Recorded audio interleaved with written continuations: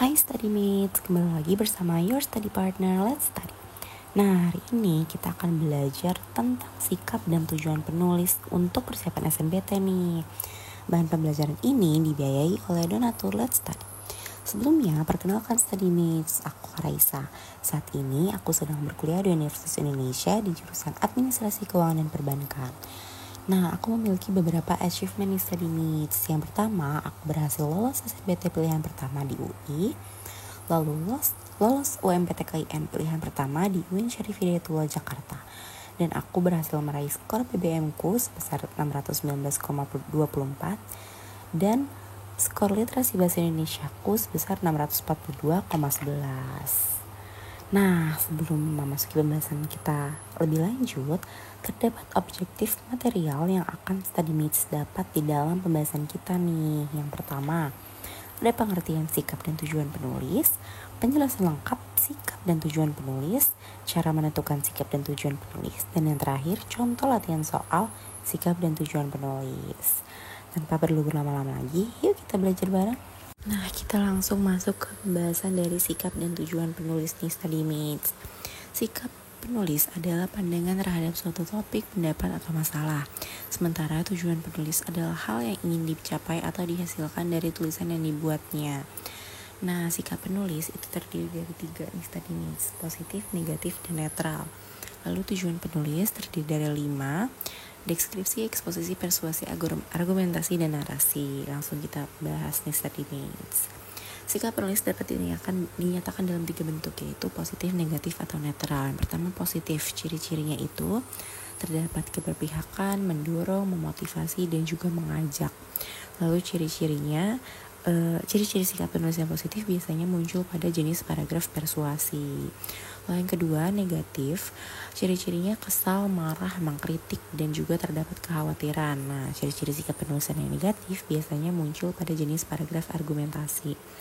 Lalu yang ketiga, netral, ciri-cirinya tidak memihak, realistis, tidak condong pada suatu sifat, dan juga moderat. Lalu ciri-ciri sikap penulis yang netral biasanya muncul pada jenis paragraf eksposisi. Nah, tujuan penulis dapat dinyatakan dalam bentuk paragraf, yaitu ada 5 nih, deskripsi, eksposisi, persuasi, argumentasi, dan narasi. Deskripsi itu adalah paragraf yang bertujuan untuk memberi gambaran tentang suatu objek atau keadaan sejelas-jelasnya. Lalu eksposisi adalah paragraf yang bertujuan untuk memberi informasi sesuatu sehingga memperluas pengetahuan pembaca.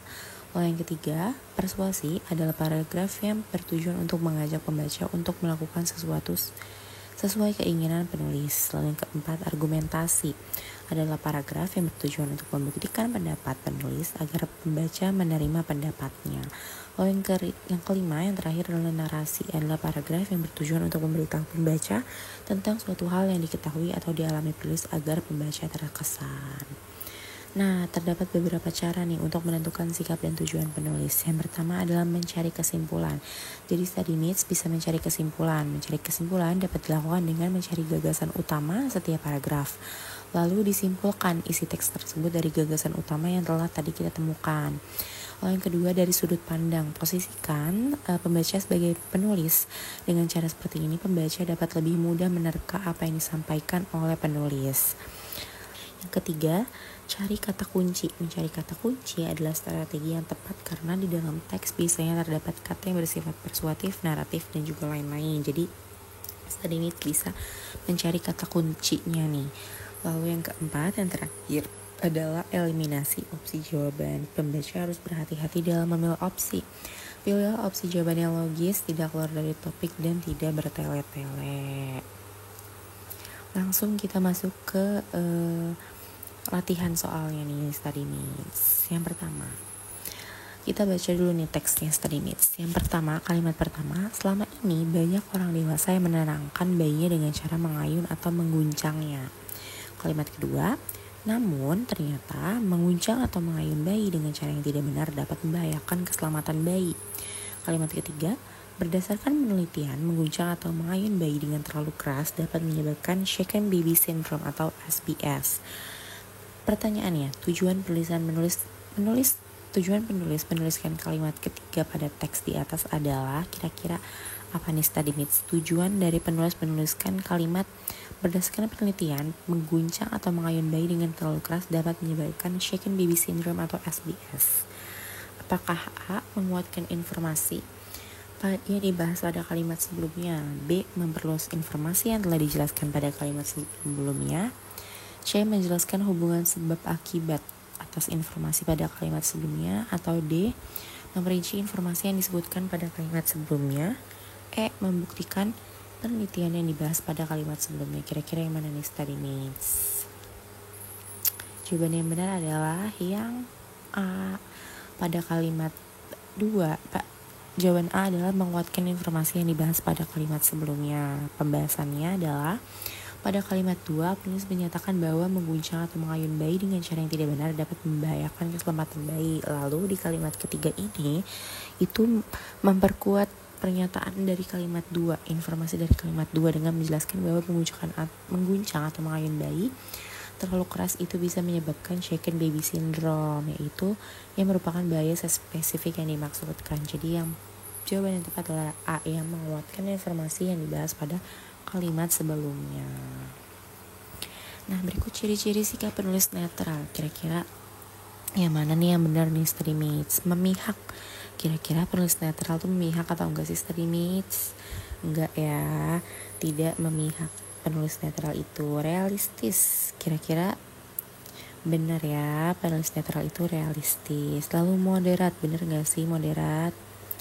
Betul ya study myths, penulis netral juga moderat. Lalu mendorong, apakah mendorong penulis netral? Tidak study myths, penulis netral itu tidak mendorong. Dan yang terakhir tidak condong akan suatu hal. Benar gak nih? Benar ya study myths, penulis netral juga tidak condong. Nah, di sini beberapa pembahasannya. Ciri sikap penulis netral tidak memihak siapapun. Lalu benar, ciri penulis netral itu realistis sesuai kenyataan yang ada. Lalu penulis netral juga moderat. Lalu sikap penulis netral tidak mendorong. Dan yang terakhir, penulis netral tidak condong pada pihak manapun. Lalu yang ketiga, jika terdapat seorang penulis sebuah artikel tentang gaya hidup sehat yang mengajak pembaca untuk mulai berolahraga dan menjaga pola makan yang baik, penulis tersebut bertujuan untuk kira-kira apa nih? Tujuan dari seorang penulis menulis artikel tentang gaya hidup sehat dan mengajak pembaca untuk berolahraga dan menjaga pola makan yang baik. Kira-kira tujuannya untuk apa nih study myths? Tujuannya adalah mempengaruhi pembaca untuk melakukan perubahan positif. Jadi kan dia mengajak pembaca untuk mulai berolahraga dan menjaga pola makan yang baik ya study myths. Berarti penulis bertujuan untuk mempengaruhi pembaca untuk melakukan perubahan yang positif. Nah, terdapat beberapa poin-poin penting yang study myths mesti banget ingat ya tentang sikap dan tujuan penulis. Jadi sikap dan tujuan penulis. Sikap penulis adalah pandangan terhadap suatu topik, pendapat, atau masalah. Sementara tujuan penulis adalah hal yang ingin dicapai atau dihasilkan dari tulisan yang dia buat.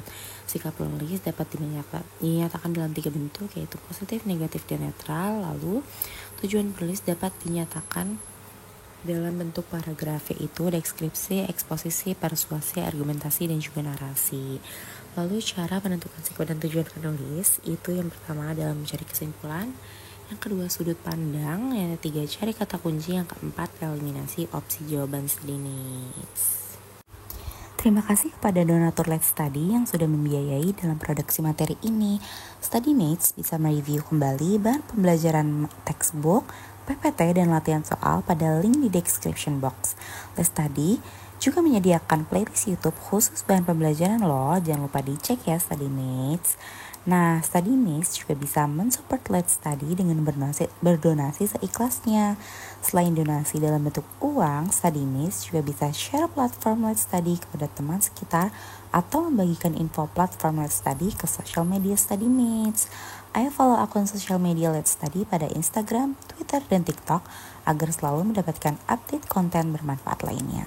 Terima kasih, sampai jumpa di video berikutnya. Semangat!